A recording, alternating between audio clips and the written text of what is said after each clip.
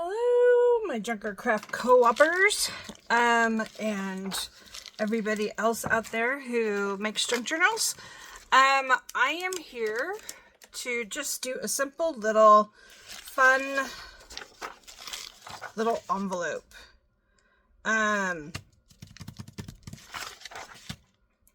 Yep, that's what we're doing. I've got some, I don't know, baking paper, wax paper, whatever it is I use to dry several times. Some coffee dyed stuff, so it's got some nice color to it, and we're going to use that. As well as I've got this old encyclopedia page, actually from like 1940s, and I did a little script stamp on it just because I don't really want somebody to read all this. It's just it's encyclopedia, so it's just about people with the last name Winthrop to Winston. So so I felt that kind of helped break that up. Plus, it's going to be glued onto here. So once it's glued on to there, you're not going to see it as much either. So, the wording and stuff. But if you want, you can, do fun stamps, do pictured stamps, do whatever you'd like on there. And the other thing, this is so easy.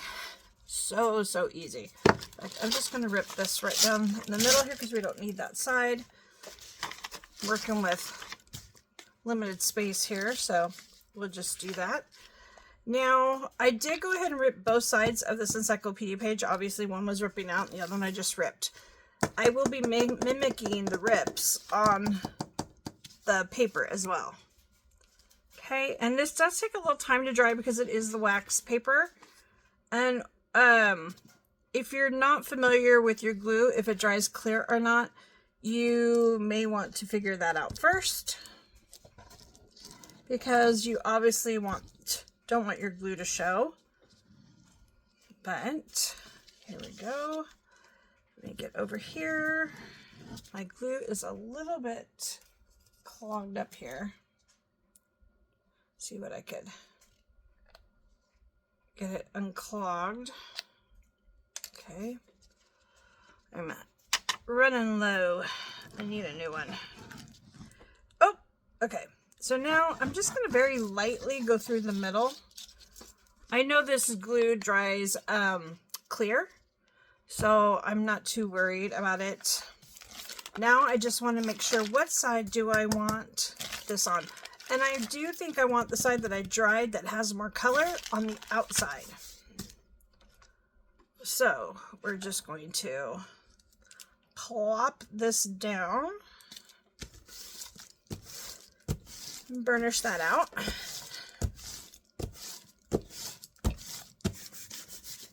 There we go. Now, look how cool that is. That would even be cool in a journal, just like that.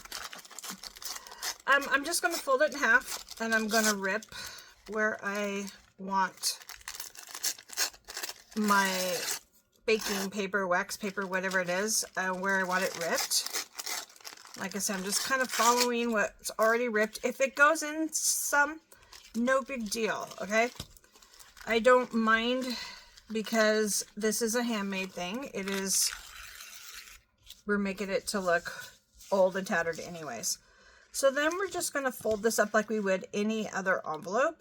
We're just going to fold that up, and then I like to even take this piece, usually I fold the other way, make it kind of wonky, whatever, but I'm thinking I don't want a straight edge though.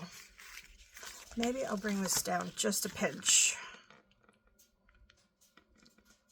There we go, just a pinch, because I like to leave a little room here.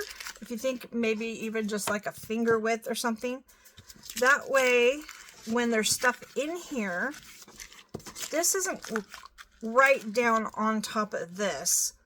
It has a little extra room in case, something's a little taller, whatever. If you look at your envelopes, they're never right at the edge.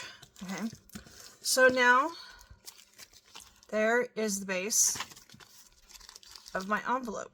Now you can fold it anywhere you want. If you want it down more and to be more, you know, this way, it doesn't matter which way you fold it, as long as it ends up being somewhat of an envelope, right?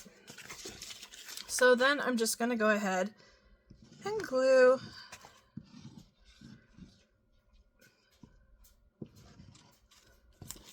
at the sides there. So when that's dry, I have a pocket. Now I could go ahead and this little wax paper here, there's a little bit of extra that I didn't tear off, so I'm just going to go right underneath it with some glue and fold it down,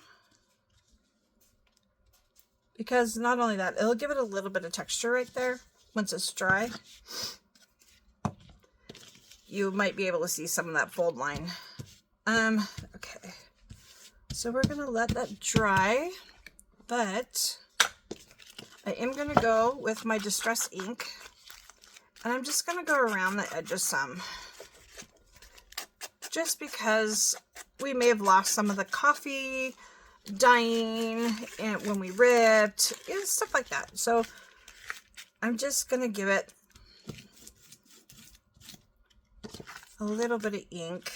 I don't think it needs a lot. I am going to ink up here just because I think it's too white, but that's a personal preference. So, you know, you could even do this if you didn't want the book page showing. You could even line this side with something else, maybe something music paper or something pretty and flowers, but something like that. Okay, and then you're going to decorate your envelope. Now, fall is now upon us, and this is supposed to be for fall. So, the only thing that's hard is I have a lot of Halloween on my desk. So, I'm trying not to pick up Halloween stuff. I think I kind of like that. Okay. Give it a little feminine touch. I'm gonna glue that right here, right on the edge. Place it right along there. Make sure I've got it to the edge and to the edge. And then I want to make sure I have it poking out where I want it to poke out on the other side, so it's, you can see it. Now this side also has a little bit of that wax paper that is sticking over, so I think I'm going to fold that up as well. Okay, just give it a little, not a lot, but just a little bit of glue. Leave it on the side so I don't have to mess with it so much. Okay. And then I'm just going to keep going from there. And then I'm going to stuff it with stuff. This is just an example of what you could put in there. You're just going to do some fall stuff, some cute fall things, which I, like I said, don't have a lot of right now because I have a lot of Halloween on my table, but there's stuff like this that I do have. So I could make this a cute little tag, and I can make this one a cute tag.